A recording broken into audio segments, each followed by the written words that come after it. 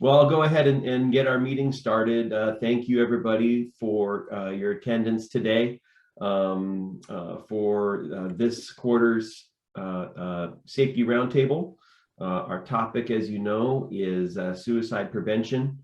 And, last month was Suicide Prevention Month, but honestly, it is something that we need to pay attention to year round. So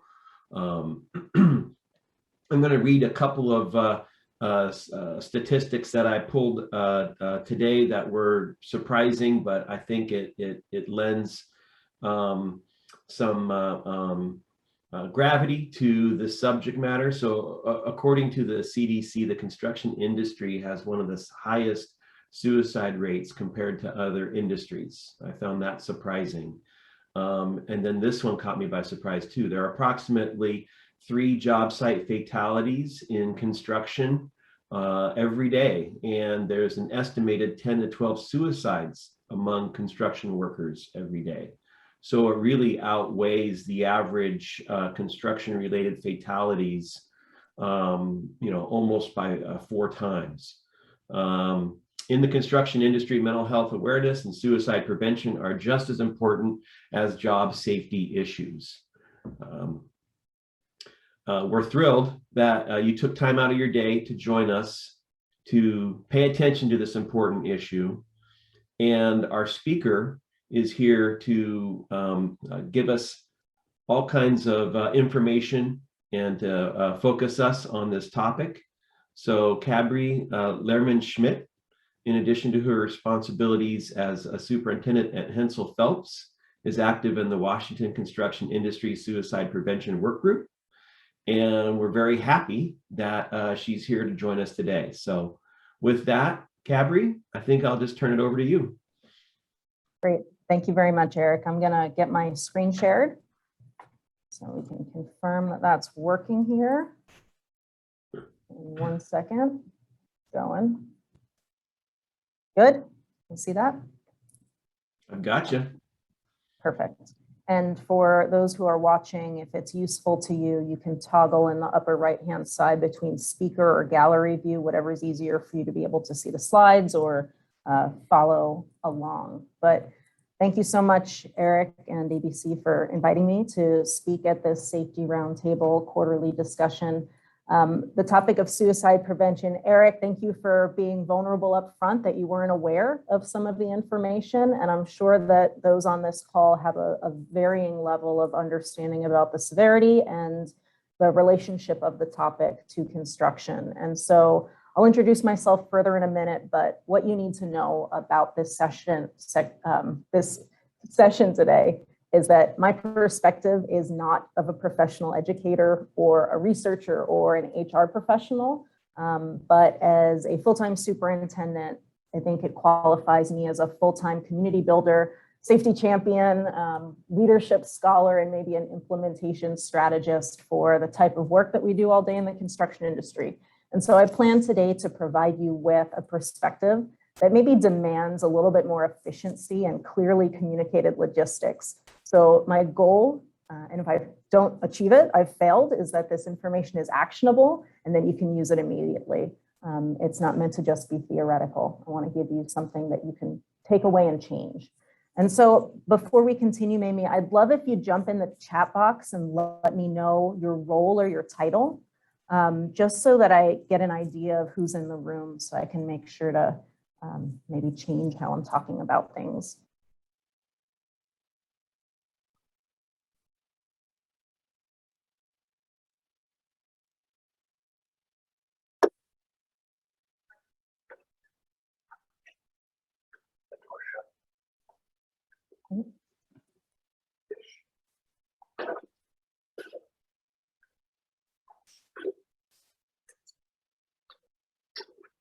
Perfect.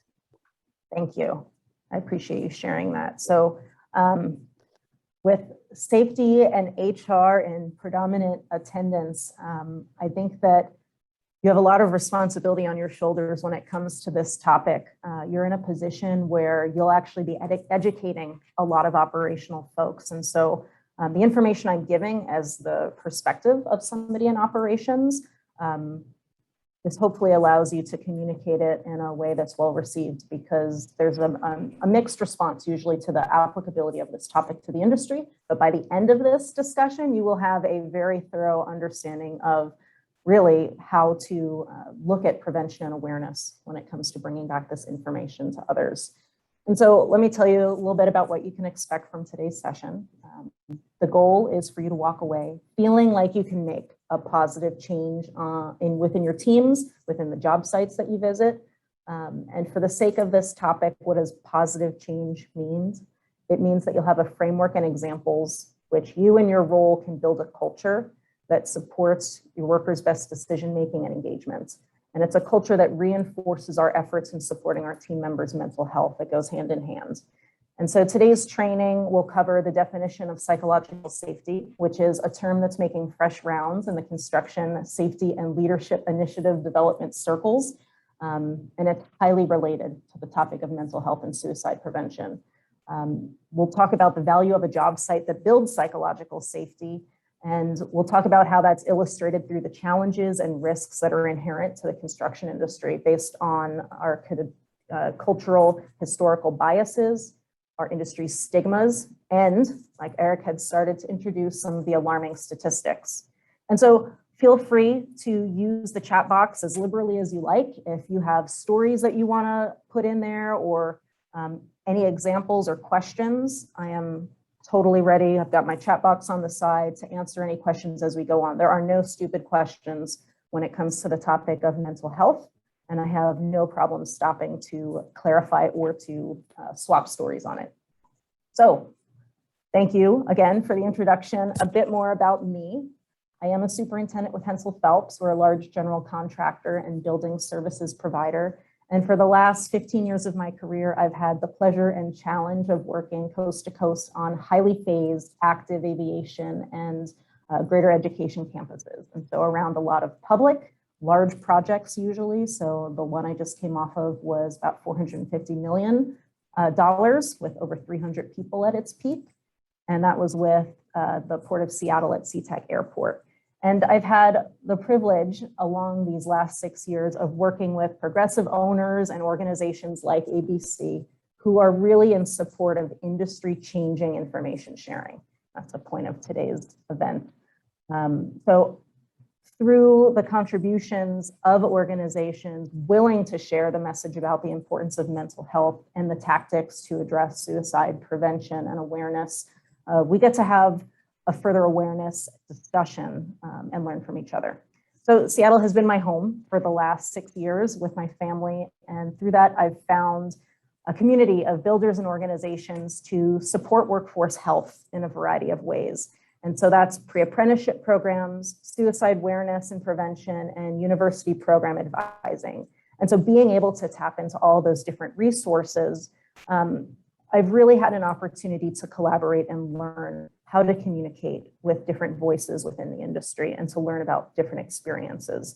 And so with one relationship leading to the other, as Eric mentioned, I've been able to work with Forefront Suicide Prevention, which is a University of Washington initiative, to help create construction-specific toolkits to address suicide awareness and prevention. I've also been able to work with the National Association of Women in Construction to continue to share the word. The extracurriculars are important to share only because there are many resources out there, some of which I'm going to reference and offer to you to take this information forward. 5 years ago, there were no resources for suicide prevention in construction, and now they exist. So we are more than 18 months into and beyond global and hyper-local impacts of COVID, and we now have the ability to reflect on some of those changes that we accommodated to keep working and to choose what we want to keep moving forward. And a greater discussion about mental health was definitely part of those changes. And so with that, that's where I'm going to start today, talking about the timing of this discussion.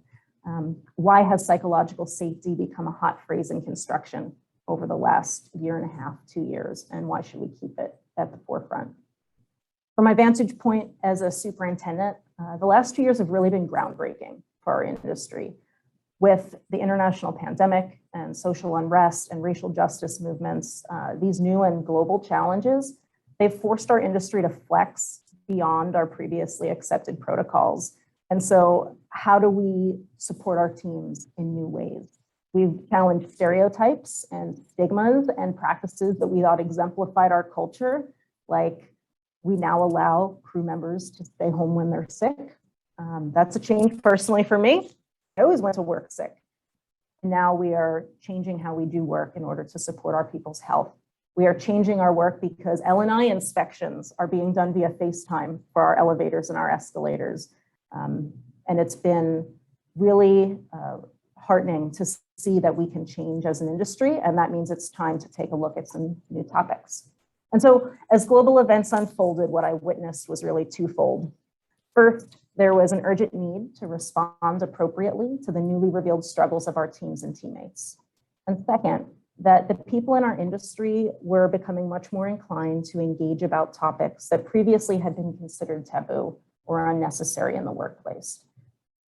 And my passion for psychological safety to the job site was born from that unique opportunity provided by those extraordinary events and my recognition of the ability of field management to impact team culture and to build healthier and more effective teams.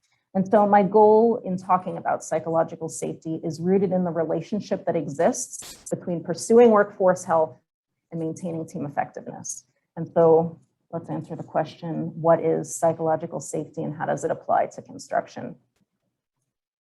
Psychological safety is the great finding of Google's groundbreaking Project Aristotle. In 2012, its researchers began by reviewing a half century of academic studies and studying 180 teams looking for the norms that concluded how to build the most effective teams. It wasn't, as assumed, the mix of people that equaled success, but Google had found that teams that created and nurtured cultures that were safe for interpersonal risk-taking, get to that in a moment, had employees who were more likely to harness the power of diversity. They were less likely to leave, and ultimately they were more successful. And so we've all been told and we've heard of the studies that diversity is shown to increase innovation and productivity, but it can actually cause negative outcomes if the team's not managed to support or taught to support inclusion and engagement. So, psychological safety. Per Amy Edmondson, who's a professor at Harvard Business School, she explains in her book, The Fearless Organization, that when people have psychological safety at work, they feel comfortable sharing concerns and mistakes without fear of embarrassment or retribution.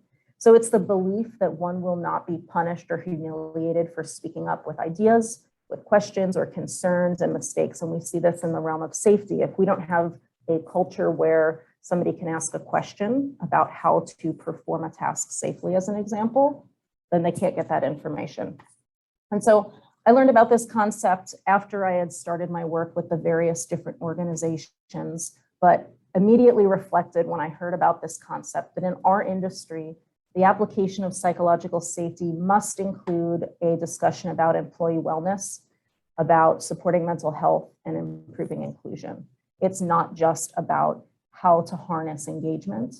It needs to be a holistic look. And that's the premise of today's discussion. We can't address mental health without addressing the overall culture of the job site and in construction.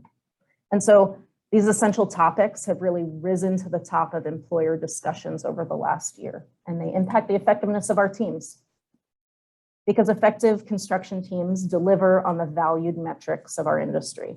They're more innovative and more successfully attract the best skilled workers. They are more productive, very important to me as a superintendent, and they have superior physical safety records. In other words, when our crews are burdened by fear, we lose team buy-in, innovation, and proactive safety practices. But psychological safety, it's not in itself the end goal, but it creates the essential conditions to perform great work, and it supports our ability to adjust to changing conditions and appropriately care for our people by emphasizing their participation.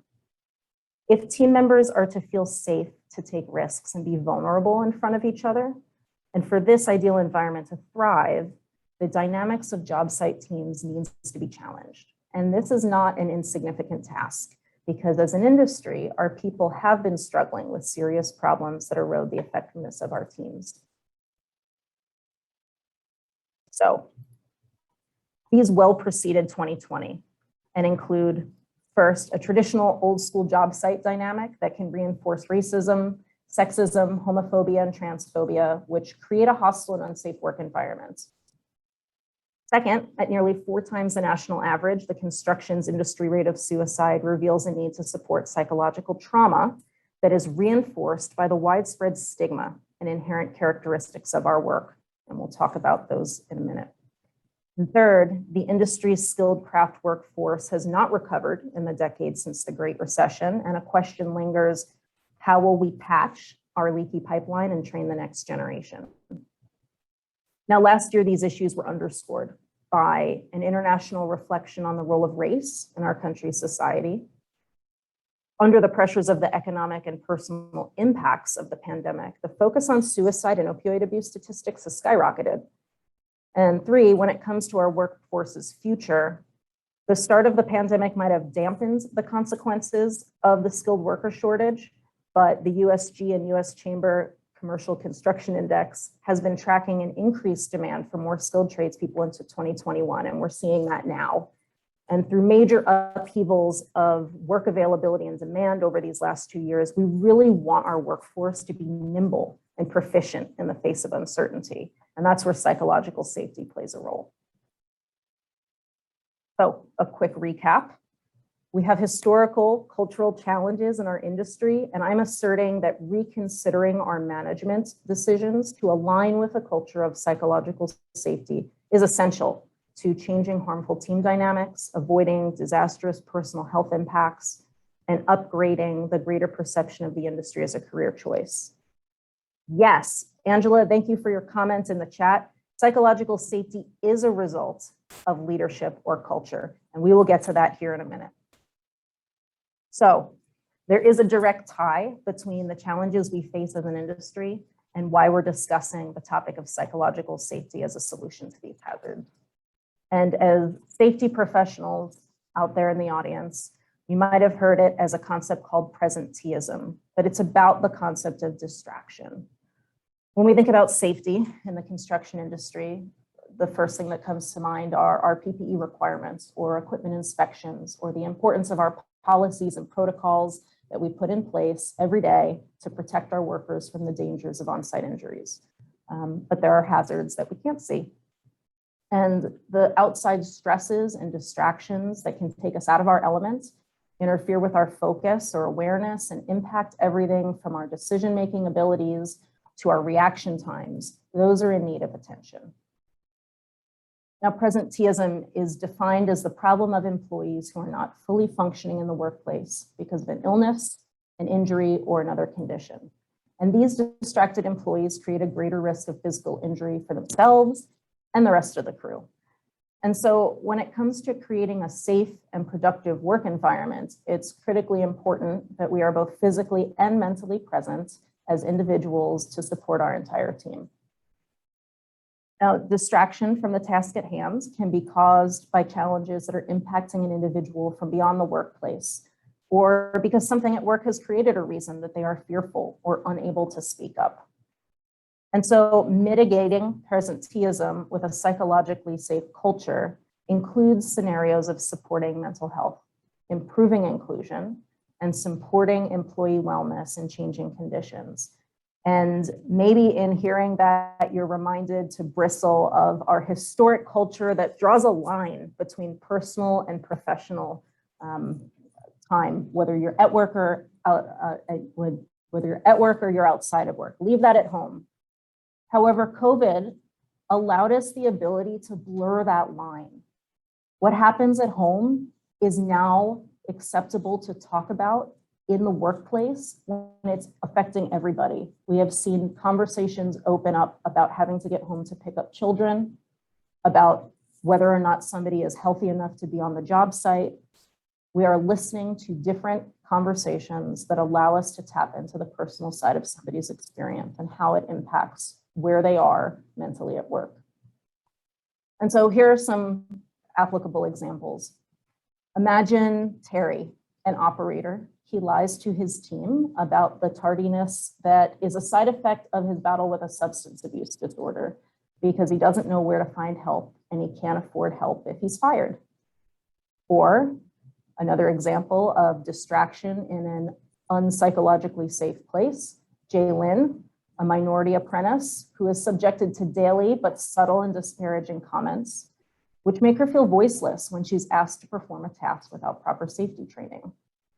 Or maybe a familiar situation, half of your crew is sitting at home because they carpooled with a member of another crew who attended a COVID positive party with an individual over the holiday weekend.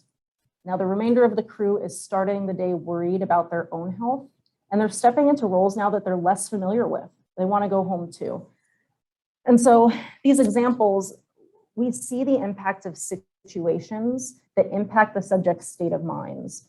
There's also that loss of team buy-in and innovation and proactive safety practices because they're focusing on something that's challenging themselves. And this results in the likelihood that not all crew members will demonstrate or be able to choose the safest and most productive behaviors. And these examples are snapshots of repetitive accounts of individual and team insecurity. And this causes mental instability to be associated with our work. Now, psychological safety is the baseline and the necessary starting point to address the repetitive occurrences that can damage our mental health. It is essential and creates an environment where team members can talk openly, sharing information or asking for help, empowering them through practical action to get the support they need to effectively perform from each other and from their leadership. For managers, it's about making space for conversation and being prepared to offer support, attention, or assistance. And with that approach, where we are providing role clarity, support, learning, as well as being able to provide the leadership that teaches people how to do this, the psychological safety will result in more information sharing, better learning behaviors, engagement, and performance. With those, the previous examples change. So following a toolbox talk about mental health care coverage, Terry, he decides to approach his foreman about the challenges he has with his substance abuse disorder and receives contact information for support through his union. He takes steps to effectively treat his substance abuse. Now, Jaylyn, she heard her crew lead share clear expectations about behavior and safe practices and orientation. And last week, she actually heard him discipline a crewmate for a sexist joke. She decides she can safely voice her experience to field management and that field management will prioritize her safety training and address the comments without retribution. And for that concerned and distracted partial crew that had their crewmates missing because of a COVID exposure, you decide as a manager to extend the morning meeting and spend 30 minutes speaking to your crew about their new procedures for close contact tasks for the day and review their proper PPE and safety action plans for their new roles. Those who choose to remain on the job now feel confident in their ability to focus on and execute the revised tasks. And you've gained the trust and confidence of your crew as a leader. And now they feel like they have the ability to represent their full team. So these examples and this graphic that's on the slide describe deliberate management decisions. And this, Angela, goes back to your comment, or practices that can breed beneficial outcomes to the individual crew member and to the entire crew. But what this graphic does not show is how both the cultivation of a psychologically safe culture and its outcomes are key to overcoming our industry-specific challenges of bias, suicide, and a dwindling workforce. So, Angela, this section's for you. I strongly believe that superintendents and foremen and field management in general are some of the most well-positioned individuals on a team to compel change in a job site culture. However, in each of our roles, we can take simple action to influence our industry in ways that increase the psychological safety of our teams and establish cultures that value and support the inclusion of our people. So how do we create a team environment that supports our people's ability to choose the safest and most productive behaviors and prepares our managers to identify and provide the necessary support? I charge industry leaders with 3 primary responsibilities. And I talk about these tactics not as a really top-down mandate. This also needs to be a grassroots campaign that spreads a culture of psychological safety through your already numerous responsibilities, policies, and tasks. If it doesn't work hand in hand in what we do every day, it's not going to change. And so primary of these 3 steps is a manager's responsibility to pursue education. You here on this call are pursuing education. Education about the issues impacting their people, like suicide. Education about the resources that exist to support their people, which we are talking about. And with new knowledge, managers can use the 100 of ways that already exist in our daily responsibilities to share these resources. The courage to start conversations about new and challenging topics requires existing relationships that can expand understanding and build a more inclusive future of team well-being. And that's where psychological safety comes in, is being able to understand the importance of those relationships and to build them. And so we're going to pick our industry's challenge with suicide as the primary example of what this will look like. If we want our people to choose the safest and most productive behaviors, what are we protecting them from? So I do want to mention that we are talking about suicide today. And if this becomes something that personally impacts you, take a break, walk around, come back when you feel like you're in a good place about the topic. I know that as I've talked about this over the years with my crews,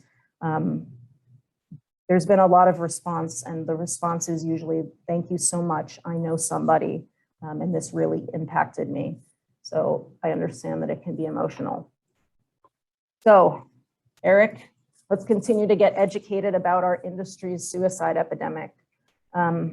Evidence demonstrates actually that greater awareness and education about mental health issues can facilitate help-seeking behavior. It normalizes it. And that means education is key to recognizing the risks to our people, and that the sharing of information can break down stigma, normalizing the discussion of these topics. And to that end, statistics always have their place when illustrating a point. A lot on this slide. The statistic you should focus on is the one in the green box. Eric, you mentioned this earlier. The construction industry, in fact, has the 2nd highest rate of suicide in the US, and it's 4 times the national average, and it's 5 times greater than all other construction fatalities combined. If you add in the architects and engineers, we rise to number 1, 6 times the national average. If you were to dig into the supporting data of the 32 states who participated in the 2016 National Violent Death Reporting System, you will also see that the suicide rates for male construction managers ranked 5th. So middle-aged white men make up the majority of suicides, which makes our industry's primary demographic a target for education and support. Substance abuse statistics are related to the suicide statistics in the alarming severity that is reflected in our industry and in the correlation between substance abuse and suicide attempts. So around 15%, around 15% of all construction workers in the United States have a substance abuse disorder, 15% compared to the 8.6 of the general population of adults. That's more than 1.5 times the average full-time worker that was surveyed as part of these studies. And so with 16.5% of construction workers reporting heavy alcohol consumption in the last month, and 11.6 of construction workers reporting illicit drug use within the past month, it doesn't help that so many workers in construction are prescribed opioids to deal with their pain. Almost 3 out of 4 injured construction workers were prescribed a narcotic painkiller in 2016, and opioid accounts for more than 20% of spending on prescription drugs in the construction industry. It's a higher amount than any other industry, according to the report by CNA. And this, unfortunately, is where it gets deadly and relates to the mental health of our people. The rampant opioid abuse and addiction within our industry is associated with increased risk of overdose and death. In fact, we have the highest mortality rates in construction for drug overdose deaths and prescription opioid-related overdose deaths, according to the CDC. And they find that construction workers are 7 times more likely to die of an opioid overdose than workers in other industries. They have the highest proportion of heroin-related overdose deaths. Construction workers represent 25% of fatal opioid abuse overdoses amongst all workers. And opioid abuse increases the likelihood of suicide attempts by 75%. These are related problems. But these statistics mean little without a localized context. In Washington in 2019, we held as a state the number 21 spot for highest suicide rate in America, middle of the pack, but with notable details to the statistic. And the 2 things to note on this slide are, first, 78% of firearm deaths in Washington were deaths by suicide. That was a statistic that completely surprised me. You hear a lot of things in the news, but you don't understand that our industry's culture, there's a huge hunting culture, there's a huge gun culture within our industry. And that's not a positive or a negative thing, but when you see this statistic, you know it means that we need to address specific education about safety when it comes to what we're already at risk for, which is suicide and damaged mental health. And so it's an important understanding of statistics for us to learn how to communicate how our people can be safe. So 2, I want to drive home why this topic is relevant aside from national statistics. In 2018, we lost 6 workers to on-the-job injury in Washington, but in the same year, we lost 125 workers to suicide. Every time I speak with a crew or a group on my job sites, and they're not sure if they're engaging in this topic, it might be the first time they're hearing it, I just stop and I ask, who in the room knows somebody who lost their life to suicide? And almost all the hands go up.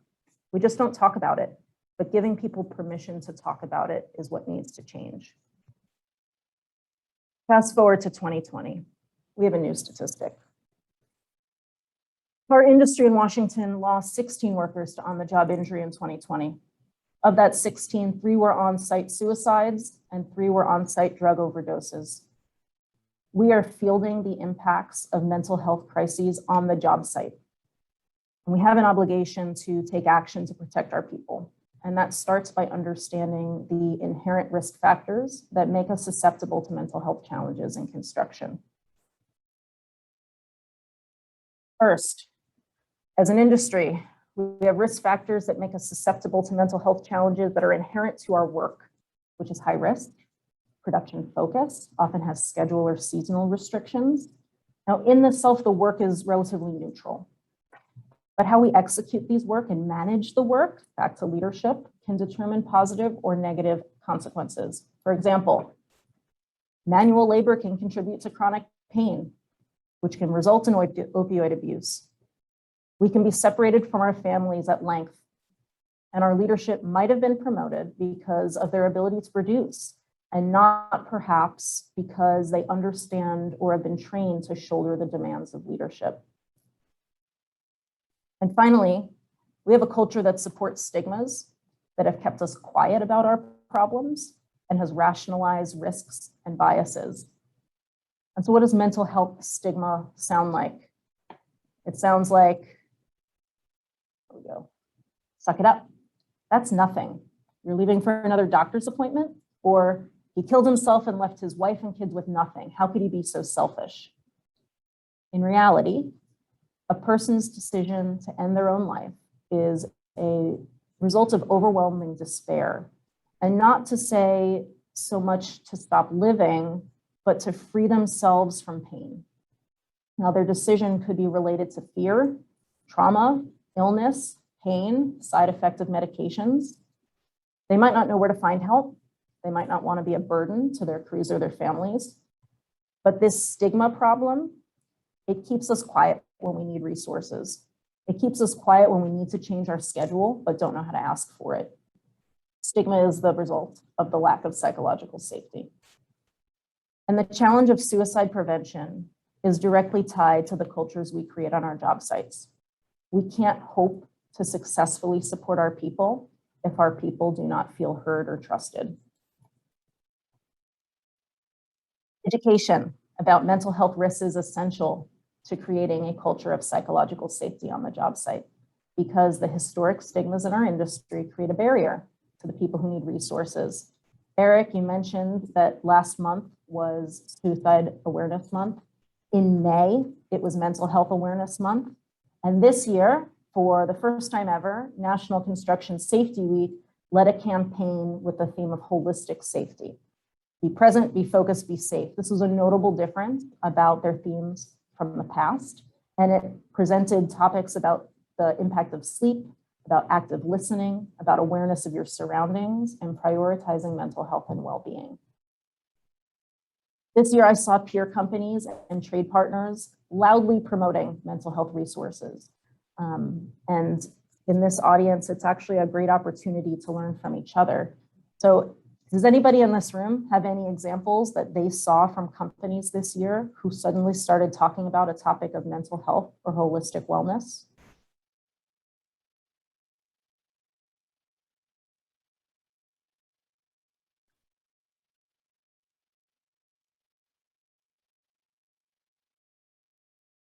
I have one. I'll share it with you. Hensel Phelps, my company, did a nationwide rollout of suicide prevention and mental health toolbox talks in 2021. We're an 80-year-old company with over 3,000 employees. And we only started these discussions at a corporate level last year. And we recently lost a veteran general superintendent to suicide, and it rocked one of our districts. And we have really accelerated our corporate initiative development to train our managers to better understand mental health and our benefits offerings. For Safety Week in May, some of our regional projects implemented really creative opportunities, raffled off subscriptions to the meditation app Calm for participating in on-site blood pressure screening. So getting both that physical and mental health packaged in one. Encouraging access to free mental health screenings and a job site culture assessment quiz with the handing out of t-shirts and taco trucks. An awareness campaign that included posters, banners, and even one project had a professional mindfulness coach come in during lunch. The suicide prevention banner that is in the middle of the slide there, it stayed up on my 300+ person job site for the summer. And then in July, we recognized Minority Mental Health Month with BIPOC, so Black, Indigenous, People of Color, specific mental health resources that we shared in the Porta-Johns on site. And why the Porta-Johns? We have an intersectionality of issues here between cultural biases and stigmas. So in order to get sensitive resources into the hands of groups that may already feel marginalized on our crews, we wanted to offer safe and secure access. This gave them a private opportunity to use those QR codes and access specific community-based mental health resources. Because we want to clearly recognize that some of our people have different daily experiences because of their race, gender, or sexual orientation. And we use the same tactic down in the bottom right-hand corner there for LGBTQ specific anxiety and suicide prevention resources. I'll tell you, it's a testament. None of these posters were defaced. We battled weekly sarcastic commentary on the adjacent wall where we had our safety meeting minutes posted or our schedules posted. Those were written all over. These posters stayed up for months, and we actually got commentary that they were extremely useful, and thank you for keeping it private, because the tactic of putting up a poster in a break room makes it hard for people to access when that conversation isn't normalized. In May, I also had the honor of participating on a panel with a peer company, GLY, where they explored a mental health discussion with their general foreman, their superintendents, and other managers. And this was an open forum. And what I find is that when the conversation is welcome, the questions really come in earnestly. What can I do to help somebody on my crew? What are the warning signs? What resources do we have as a company? And one of the critical pieces of information to be able to communicate to your people are the resources that already exist for them. So what does your health coverage provide? Is there a direct number they can call to be connected with a mental health professional? Does your company offer an EAP, which is an employee assistance program? This is a program that is typically separate or associated with your medical health care coverage that provides anonymous support on topics ranging from substance abuse to financial crises to mental health support. And it's often a number that connects you with a real person. Taking a peek at the chat. Thank you, Tony, for your support of the Porta-John posting. So go find out if you have an EAP or what your healthcare resources are so that you can offer that as an option within the conversations you will inevitably have. And then go call that number and actually ask what services those numbers provide to an employee who needs support. At my company, we've had an EAP for years. No one knew it existed. Managers didn't know what it did, how to offer it, what information you needed if you called it. We have a lot of services, and it took a recent initiative at a corporate level, head of safety, head of HR, head of finance, head of operations, and I got to participate in these conversations where we reached out to every service that we have to find out and be able to communicate to our people what to expect from using each. What type of information will you need in hand when you call or text? What are the hurdles you might encounter? How private is the information you're sharing? If somebody who's calling in crises, if they hit a barrier, it's a useless resource. And so really having that information summarized and out there is important. So a next quick recap. As a leader, your first step towards building a culture of psychological safety lies in a responsibility to pursue education.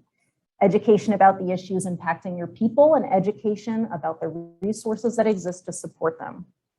Using this example of construction suicide crisis, we can work to overcome the industry's stigmas around mental health through open conversations and by accessing these many industry-specific tools to normalize conversation and make those resources available. The rest of the session is going to be a sharing exercise to talk about practical tactics that leverage our existing job site systems to build that culture where our engaged employees and crew members feel safe and feel valued. And if you remember those examples of Terry, Jay Lynn, and our COVID-exposed crew from earlier, these next slides provide a path to alternative outcomes where you'll be able to establish stronger relationships and responses that improve decision-making through the elimination of distractions and the management of information. And so maybe a quick question for me, why are we spending so much time on job site culture if this session is supposed to be about suicide prevention? First, recall that mental health is one of our industry's primary challenges due to that stigma that has prevented the open discussion and information sharing that is required to maintain psychologically safe culture. And second, the examples that we just spoke through about mental health education and resource sharing demonstrate that we can use our daily responsibilities to disseminate and share this information. We are not saying create a whole new budget over on this side or bring in third-party trainers to enact change. I want to point out references and tools that you can go and take to be part of your AHAs. Add it to your toolbox talks on a weekly basis. Be able to introduce new topics to start to normalize conversation. And so to walk us through the steps that really make change within our job sites, steps that can be really adapted to our individual experiences, I'm going to reference a book that I found extremely helpful in translating the theory of psychological safety to industry-specific execution.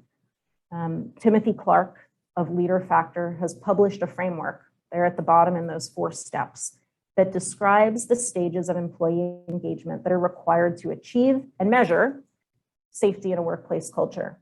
And so with those 4 stages of inclusion safety, learner safety, contributor safety, and challenger safety, it really reminds me of those risk factors that we spoke about earlier that are specific to our industry. Before we discussed the need to recognize and to change those harmful stigmas. However, as organization and managers, we also have the opportunity and the authority to change some of those consequences. I get to choose how I train field supervision to handle the responsibility of being a foreman. I can change who's covering shift work and find ways even in the schedule to eliminate it altogether because lack of sleep is a primary driver of mental health issues. I worked night shift for 3 years, I know.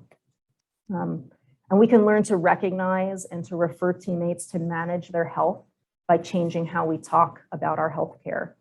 And so there are really reasonable choices we can make that leverage our roles and responsibilities towards better outcomes. And as a superintendent, it's my responsibility daily to scan the field for risk, which includes my crew's attitudes, their readiness, their health, and their performance. And our commitment to staying safe and focused on the job is a point of pride and strength that runs through our entire industry. We need to tap into that as we strive for holistic safety. And to do that, we have to first have the right perspective to expand our safety culture and programs. It's important that we are alert, observant, and always have each other's backs by regularly asking, how focused are we? How effectively are we communicating? And do we notice a team member struggling? What power do I have to change any of these consequences or the work that are on the screen? Can I choose to move different staff members based on their impacts to their families? Can I prioritize healthcare access and leadership training by how I schedule my people? If we cannot effectively employ these strategies without first addressing our roles, as the leaders implementing these strategies, we need to consider our approach, our intent, when we consider our perspective and power within our responsibilities. And so, not related to construction at all, but an excellent video in order to demonstrate the perspective by which we should be starting from. I'm going to play this, and maybe Eric, you can give me a thumbs up if you can hear the sound when it starts playing.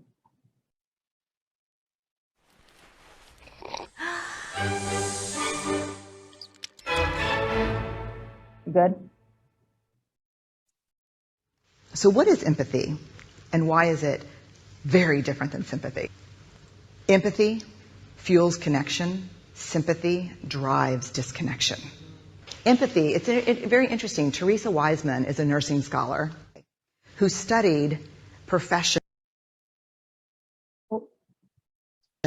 very diverse professions where empathy is relevant, and came up with 4 qualities of empathy. Perspective taking, the ability to take the perspective of another person or recognize their perspective as their truth. Staying out of judgment, not easy when you enjoy it as much as most of us do. Recognizing emotion in other people and then communicating that. Empathy is feeling with people. And to me, I always think of empathy as this kind of sacred space when someone's kind of in a deep hole and they shout out from the bottom and they say, I'm stuck, it's dark, I'm overwhelmed.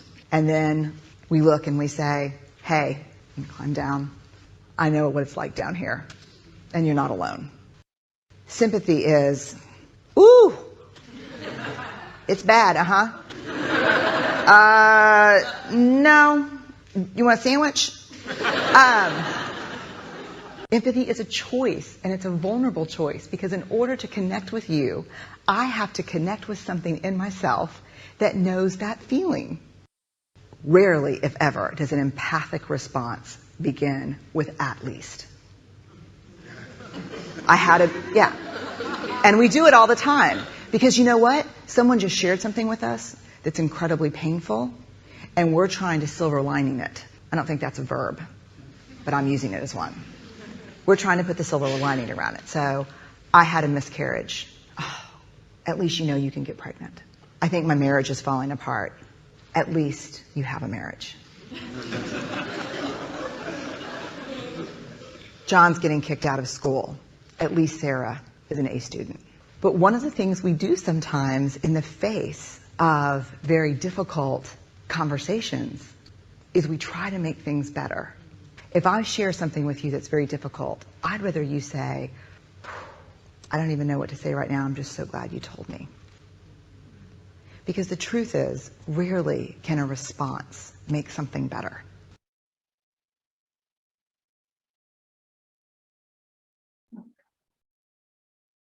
Thank you, Angela. I see your comment there. You're absolutely right. private conversations have their place, but there's opportunity just to get to know our people. If you listen to Brene Brown, who that video was about, she focuses on how vulnerability and connection creates leaders who can effectively create cultures of psychological safety. Whenever I watch that video, I still kind of cringe, like, what's the audience going to think? This is construction. We don't talk about some of those topics. And that's why I keep showing it, because we have to be a little bit more comfortable with feeling uncomfortable. There's always questions about, why do we need to talk about mental health or diversity? Sometimes there's pushback. And we try to fall back to a comfortable excuse of that personal and professional boundary. But in the last 2 years, I've seen we're recognizing it's not that neat of a line. When we work 10 to 15-hour days, we need to create environments that accept and support our team if we want them to be present and healthy and highly engaged. So Angela, doing a conversation during Stretch and Flex and just getting to know our people is perfect. It used to be questioned in my career.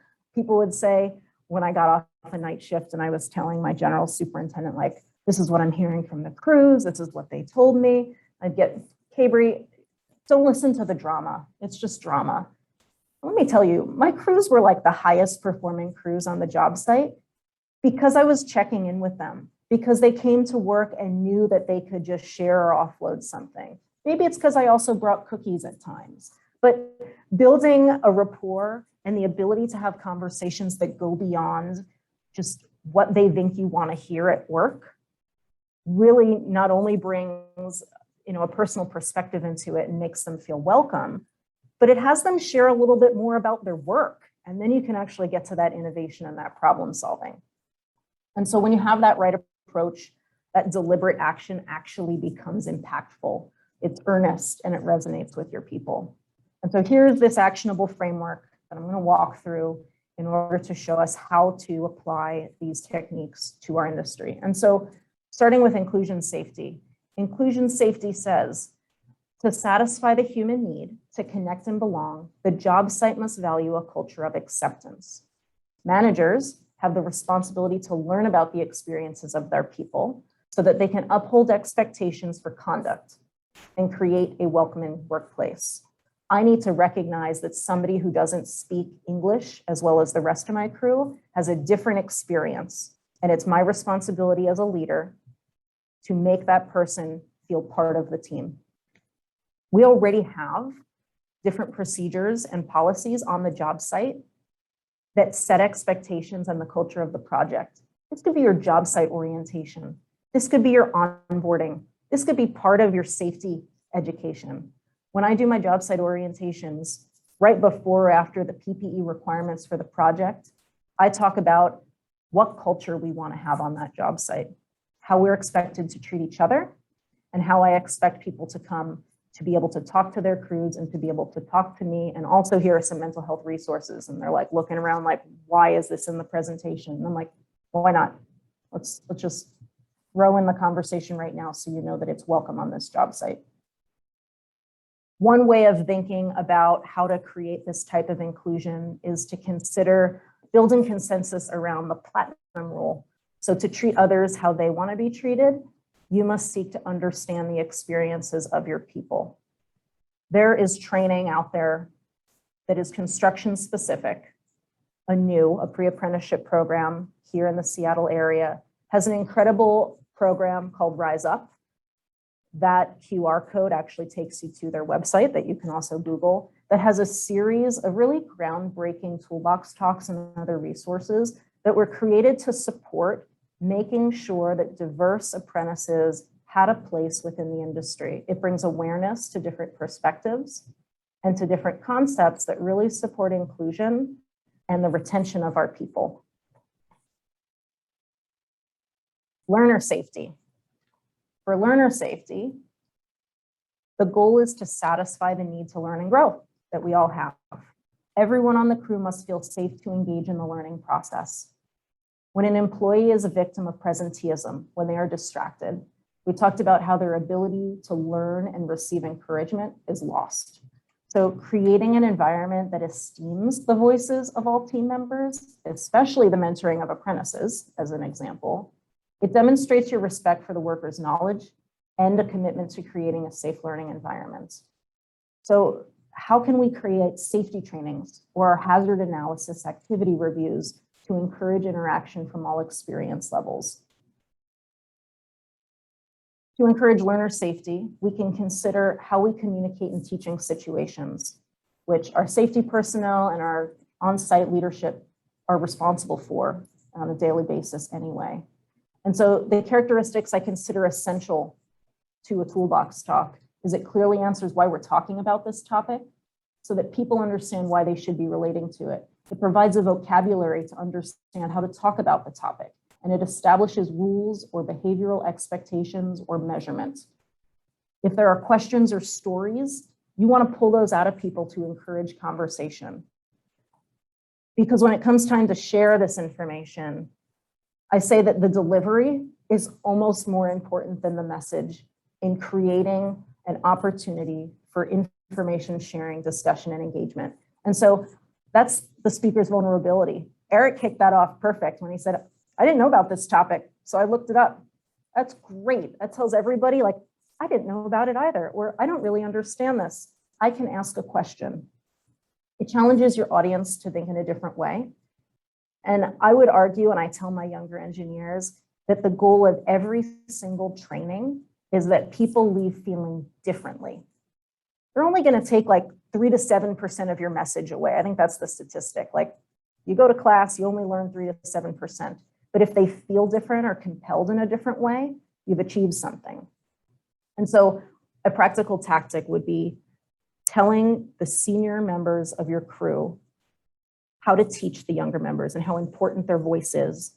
And then telling the apprentice, this is the person that you can ask, and really making sure that that relationship and expectation is understood.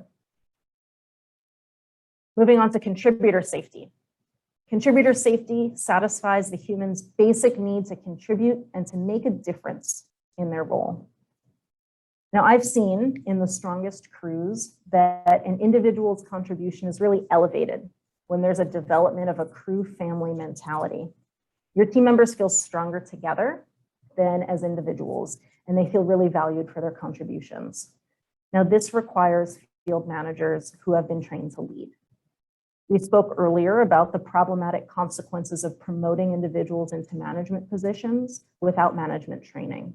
And this whole presentation, in fact, to Angela's point, presumes that managers, first-level managers included, play a key role in creating a job site environment where employees feel comfortable enough to pursue conversations that result in that information sharing, the relationship growth and support.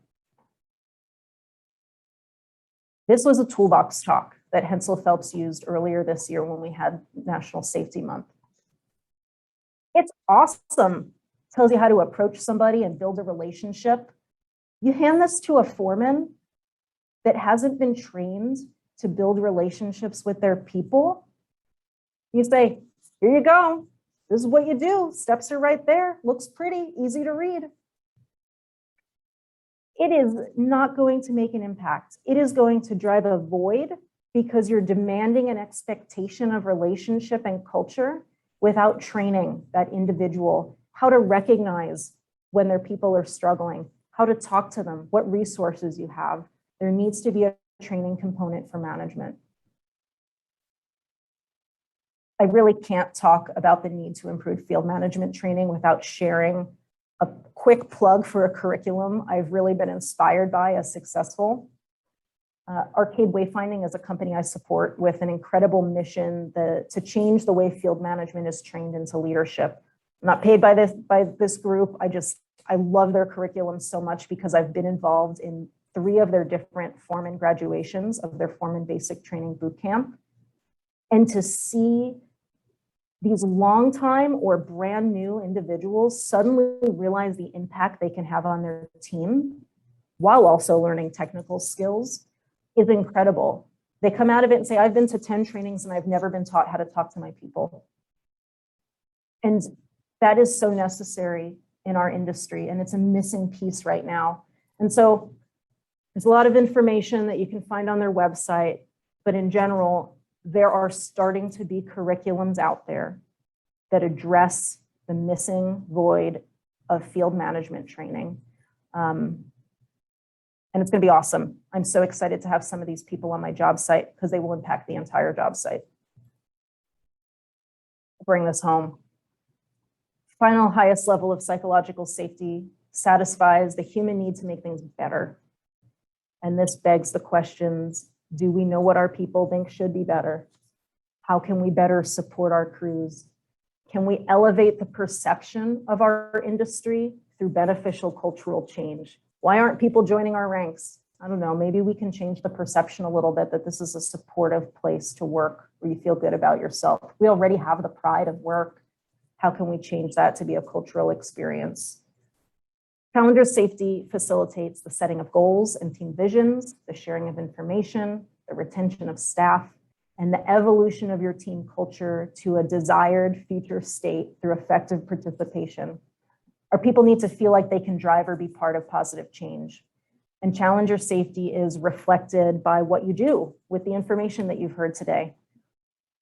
We are all in a position to create change in our organizations by either providing the new resources that we have or by asking new questions based on the statistics that you've heard. Can you leverage your existing safety procedures to incorporate new topics on mental health?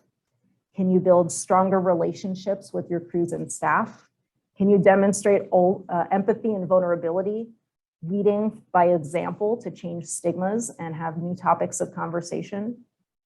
When we use our current roles to enact change, we build a culture that supports the moment you see someone is struggling, the moment you decide to pull them aside and to ask if they're okay.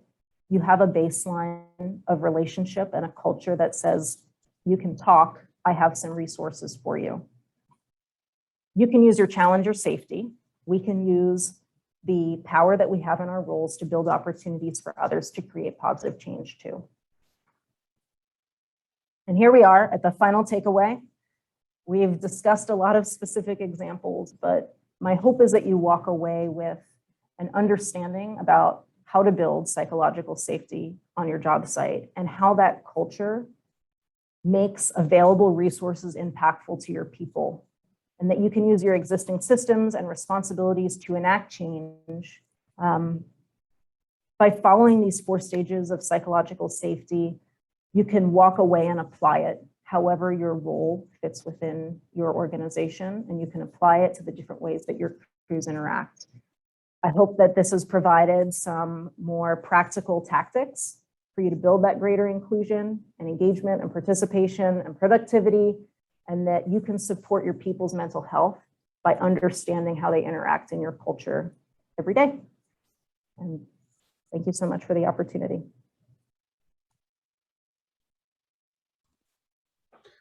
Thank you very much, Cadbury. I mean, that was a fantastic presentation and I think eye-opening for me. I like you had said during the presentation, for me, it wasn't, I've become more aware in preparing for this meeting and definitely sitting in this session.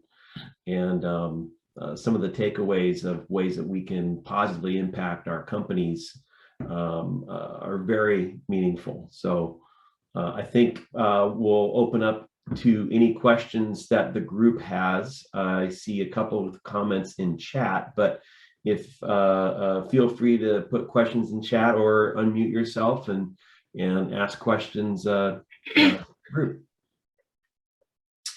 Hey, Cambry, I know a lot of your slides had points that were like popping in and out. Are your slides available to share with Tony so that we have something to fall back on and reference? And then if questions come down the road, that we have your contact information that we can reach out to you? Absolutely. I'll share my slide deck. Just Tony, let me know where I can, I'll probably have to do a file share because it's a large file. That'd be awesome. Thank you. Yeah. Denise, I see your comments in the chat. What I can do is, I know actually that ABC has some great links under your suicide prevention resources page on your website that goes to some of the posters, Denise. But what I'll do when I send the PowerPoint presentation to Tony, I'll also list some resources because there's some really great ones out there through like construction, suicide prevention, and some other organizations. So I'll get those links over.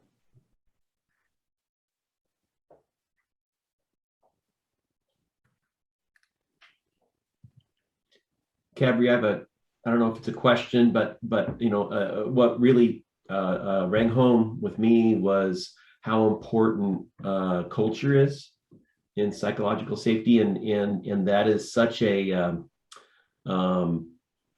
it's hard to move a ship sometimes, right? It takes little movements from time to time. I'm curious, in your experience at Hensel Phelps, you shared that it was only recently that some of these things became to light for upper management. How was there a big cultural shift that happened a year ago or 18 months ago, whenever, or maybe share with us the changes that you witnessed, and some advice for people in our roles, how we might be able to be that tugboat that can, help move the barge. Sure. Prior to the last, let's call it 2 years, it was definitely individuals seeking to make change on their individual projects without a cohesive message from top down. That's not to say that the culture wasn't there. We have an amazing culture that allowed me to be supported on my projects, to say, I'm going to train on this, and I'm going to talk to my people on that. And I'm very lucky in my role. I get to like orchestrate a little world of 300 people, and kind of make the expectations clear. It has been phenomenal to have that voice at an upper level, prioritizing the sharing of information and starting to dig into what we actually provide to our people, because we're starting to realize within the first week of sharing that table I had of the different resources and what happens when you call them. Mm-hmm. In my region, 100 people of 3,000 countrywide, 100 people, I had 4 different projects calling me, asking about those resources now that they knew that they were there, because they had people who needed them. Like, you just, as soon as you open the door to conversation, you invite conversation. Mm-hmm. And so it hasn't been an overall cultural change, but there's been a provision of resources now from an upper level that's been really important to progressing that conversation. Yeah. That's great. Thank you.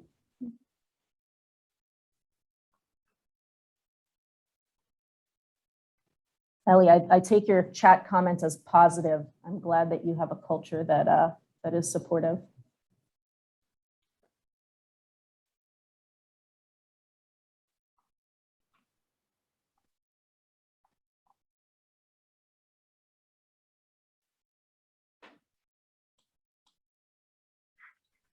Are there any other questions from the group? Tony, did you have anything? No. Tony, you've heard a lot of these. What was most interesting to you, if anything? I appreciate the break away from going over the stats and the whys, and more diving into the hows. I think your example with diving into all your resources to find out what they really do, I think that was really impactful, because I don't think a lot of employers understand their own EAP systems and what is even available there, or even how it works. Just based on personal experience, reaching out to an EAP program, you get somebody on the line to ask you what's wrong and what do you need, and then they give you the names and phone numbers of like 3 or 4 different people you can then hang up and have to call. There are other programs out there where you make the phone call and they do the rest for you. They bridge the gap.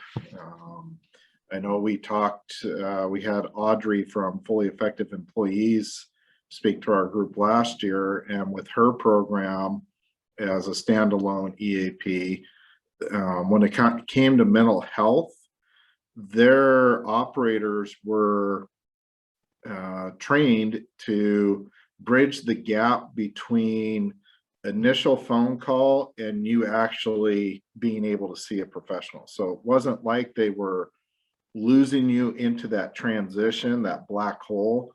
They were actually still holding your hand through the whole process. So I think it's really important that we stress to everybody that not only is it having the resources, it's understanding how they work and what's going to work best for your employees in those situations. Yeah, that was big eye-opening one. I actually was the person in my company who called our EAP and worked my way through the system to figure out what we provided. And it turns out it's amazing. Like if you go to their website, it's like static articles. If you call the phone number, if I'm in crisis, I can go talk to somebody at that moment. They can also generate a list of different services in my region. They can also go out and call somebody.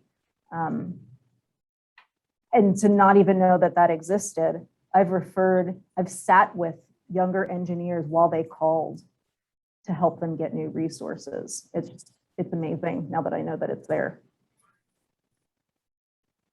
Yeah, and I think I feel like it's more impactful when you have that understanding as well.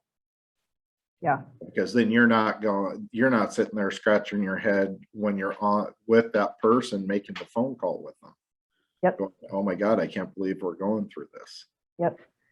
So under that table that we created is a further breakout that says like Stigma EAP, what to expect when you call. The operator will ask you this, you can say that. And, we have a couple paragraphs for each. What type of information you need. Do you need your Stigma card number with you? Not for that one. Oh, well, that's brilliant. Yeah, that is fantastic. Cadbury, I have a just kind of maybe a quick last one for you. Did you see as in the last, again, 2 years with Hensel Phelps, was there a destigmatification, did I just make up a word, over mental health? I mean, I think generally in society, we're hearing a lot more about it just in our regular lives. But you made a good point in the presentation about how, we kind of have a specific culture in our industry that maybe has a harder shell, and that topic, although it may touch a lot of people, is something that is tucked away. Did you see a progression or a change regarding that? And I gotta imagine that's critical to the success of a culture shift. Yes, in two ways. And I think the two ways are important differentiations. For 4 years, I've been the person talking about it in my region. In the last two, with the more tangible, these are our resources, and me being more vocal to say, like, things are hard. Things are hard for me. You can talk to me. At my management peer level, there has been a lot more conversation about how to support their staffs and what resources exist, and then the trading of stories to support each other. So just like being more personal in our conversations.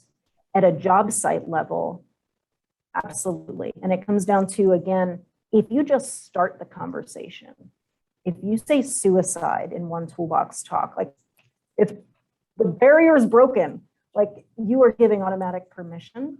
And in the last 2 years, being able to come in and say, this is what we're knowing about the industry, or this is my personal experience, it has been extremely well received on my projects.